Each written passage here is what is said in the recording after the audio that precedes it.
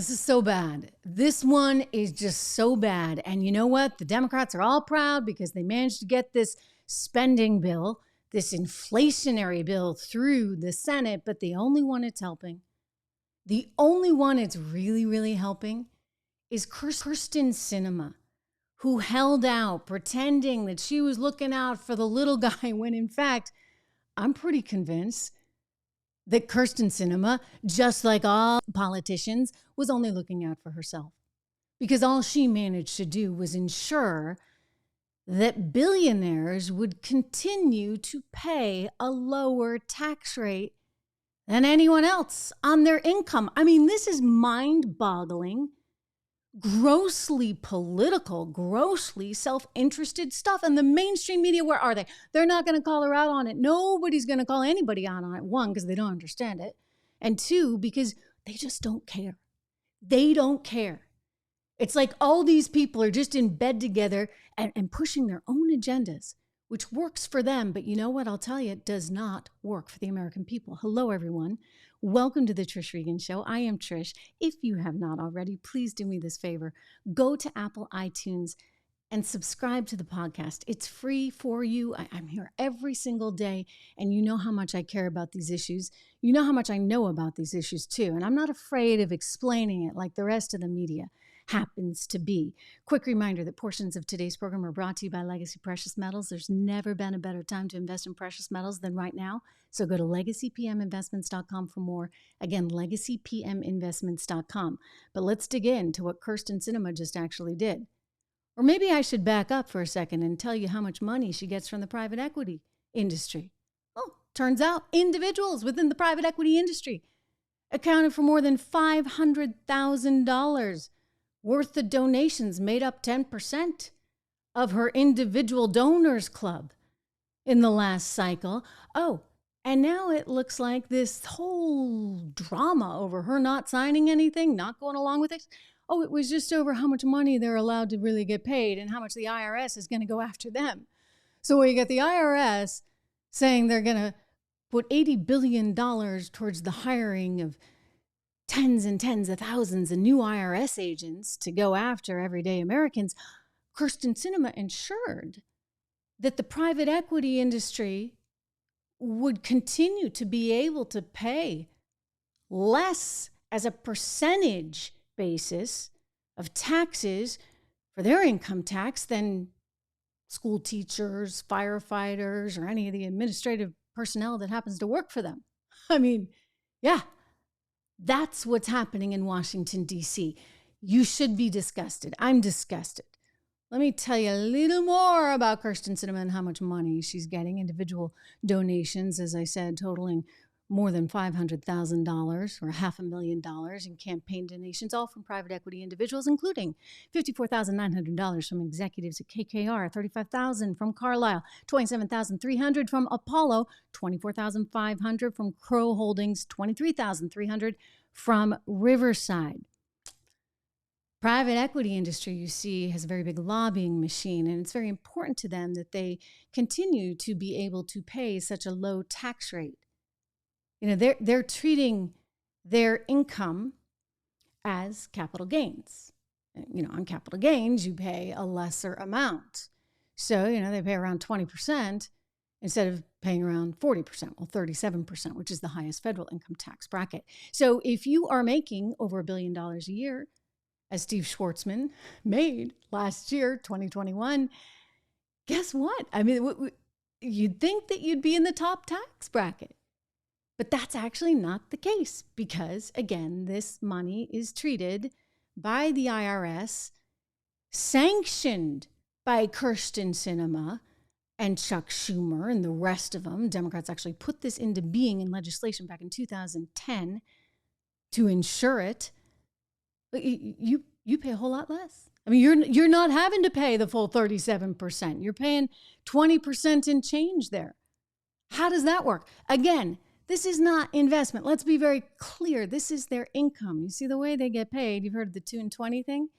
The 2%, they charge 2%. So if you put, $1 million with them, then they're going to take 2% out as their income. And they treat that, as ordinary income. They get their 37% on it. But then if that fund, that $1 million under management, makes any money, then they get paid 20% of the profits.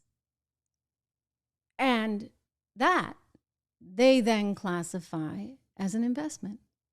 Here's the thing, guys. It wasn't actually their money. It was their clients' money.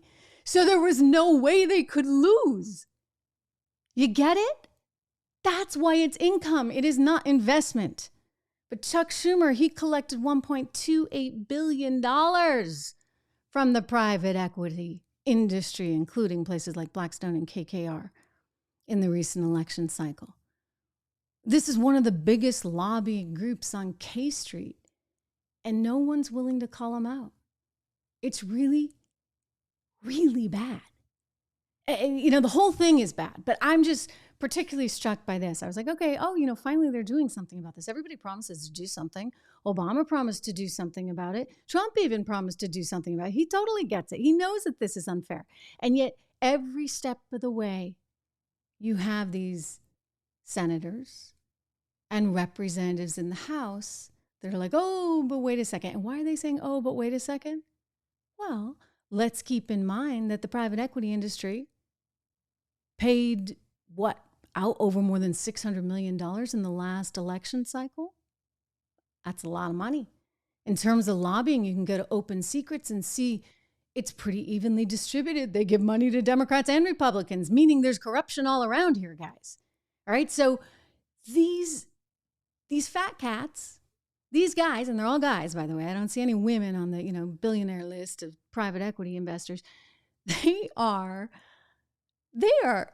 totally getting away with stuff they shouldn't really get away with. And when you think the system is rigged, you have only to look at this. I'm going to dig into a little bit more of this in just a second. But before I do, I want to give a brief shout out for another one of our great sponsors here, AMAC, which is the Association of Mature American Citizens. And this is a crowd that is working so hard there in Washington, D.C. and all around the country to ensure that there are policies that are going to help you economically. In other words, we're dealing with all this inflation right now, inflation that is out of control, and they want to help ensure that Washington doesn't make it worse. I mean, look at what's going on right now.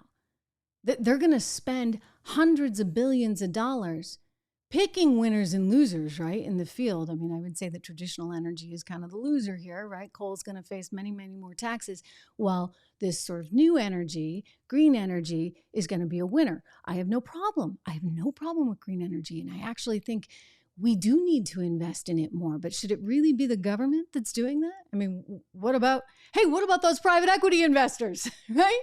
They get the great tax benefits. Maybe they ought to be the ones doing a little bit more there, as opposed to the American taxpayer. So this is what AMAC cares so much about, the Association of Mature American Citizens.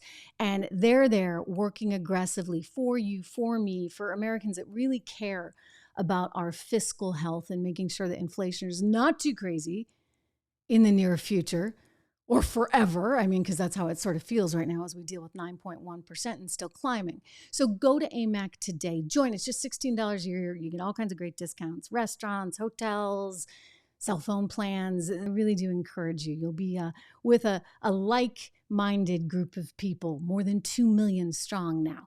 Anyway, back to this ridiculous proposal. And I say ridiculous only in that the name alone is so insulting, because they're talking about reducing inflation by spending more money. Now, anybody really ought to be able to tell you, if you spend more money, if you print more money, the government, that is, that's not actually going to reduce inflation. It's going to increase inflation, as we have seen, certainly over the last couple of years. I mean, what was I warning you about in July of 2020 when I started this podcast with you?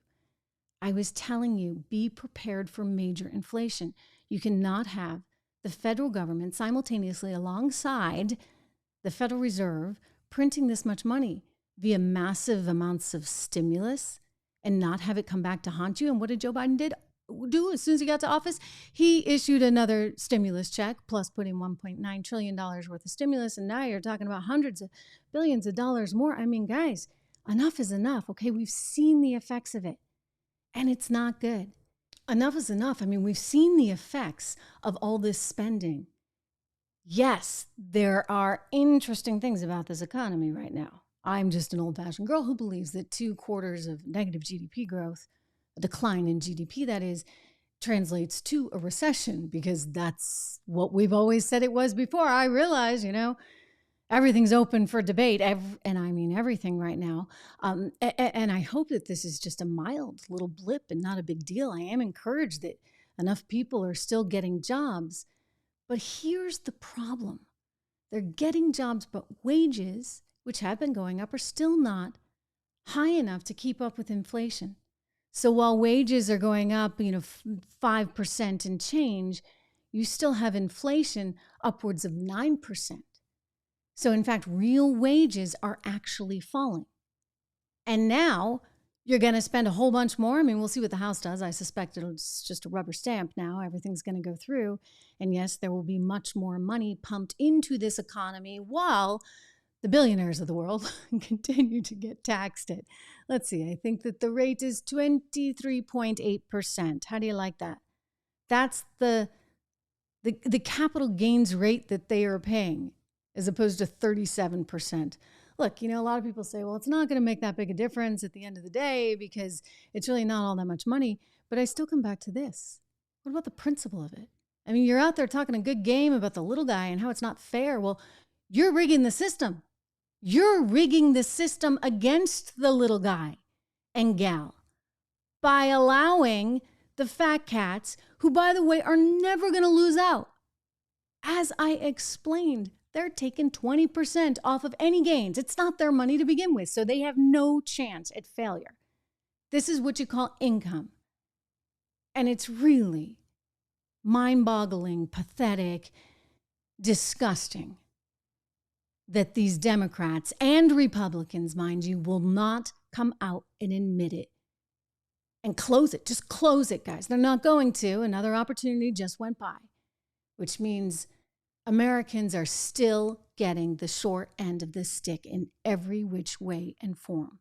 A quick reminder, if you have not already subscribed to the podcast on Apple iTunes or on Spotify or on Google Podcasts, Pandora too, Amazon too, I'm everywhere. Hey, please do me that favor. Go subscribe. It's all free. It's really, really important. And share this. Share the video. Subscribe to the channel. I'll be back with you here tomorrow.